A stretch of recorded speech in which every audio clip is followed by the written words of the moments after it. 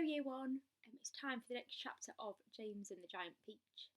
So, in chapter 8 and 9, can you remember James went up to the giant peach and can you remember he knelt down and he noticed there was a hole in the side of the peach? So, chapter 10 today. It was quite a large hole, the sort of thing an animal about the size of a fox might have made. James knelt down in front of it and poked his head and shoulders inside. He crawled in. He kept on crawling. This isn't a hole, he thought excitedly. It's a tunnel. The tunnel was damp and murky, and all around him there was a curious bittersweet smell of fresh peach. The floor was soggy under his knees. The walls were wet and sticky, and peach juice was dripping from the ceiling. James opened his mouth and caught some of it on his tongue. It tasted delicious.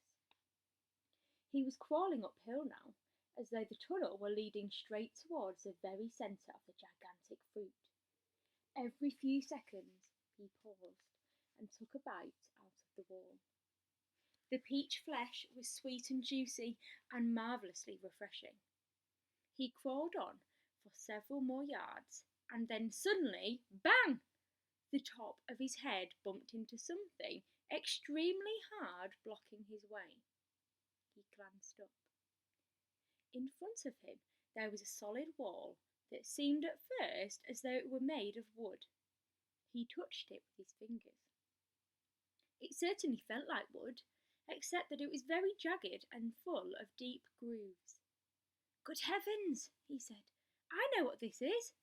I've come to the stone in the middle of the peach." Then he noticed that there was a small door cut into the face of the peach stone. He gave a push. It swung open. He crawled through it, and before he had time to glance up and see where he was, he heard a voice saying, "Look, who's here?" And another one said, "We've been waiting for you." James stopped and stared at the speakers, his face white with horror. He started to stand up, but his knees were shaking so much he had to sit down again on the floor. He glanced behind him, thinking he could bolt back into the tunnel the way he had come, but the doorway had disappeared. There was now only a solid brown wall behind him.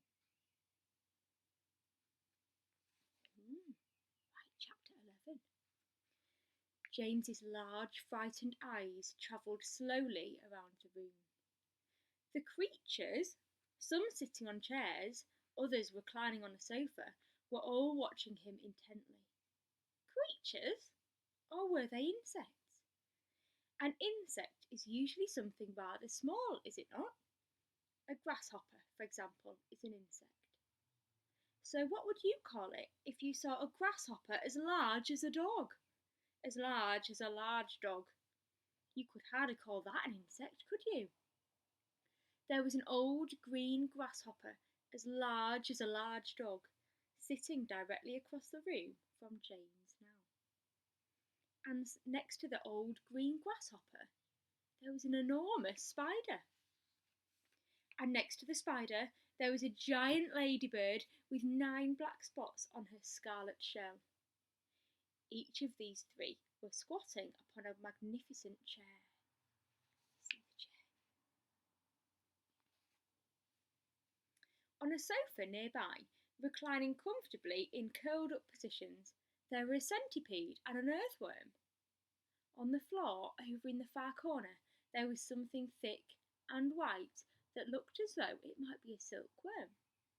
But it was sleeping soundly, and nobody was paying any attention to it.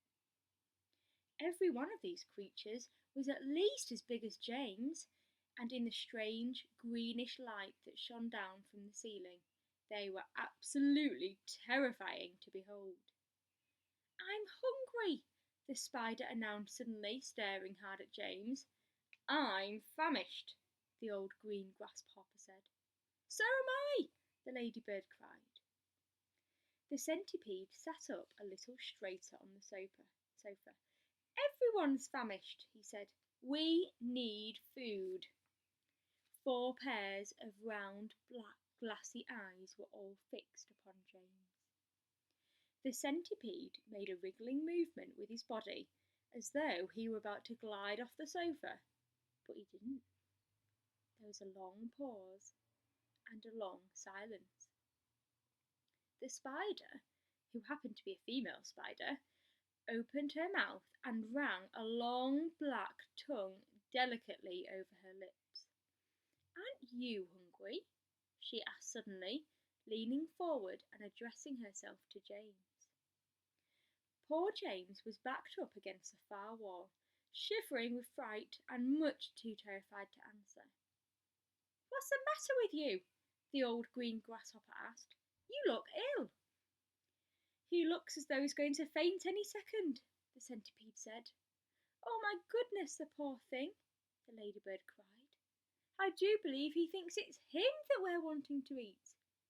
There was a roar of laughter from all sides. "Oh dear," they said. "What an awful thought." "You mustn't be frightened," the ladybird said kindly. "We wouldn't dream of hurting you.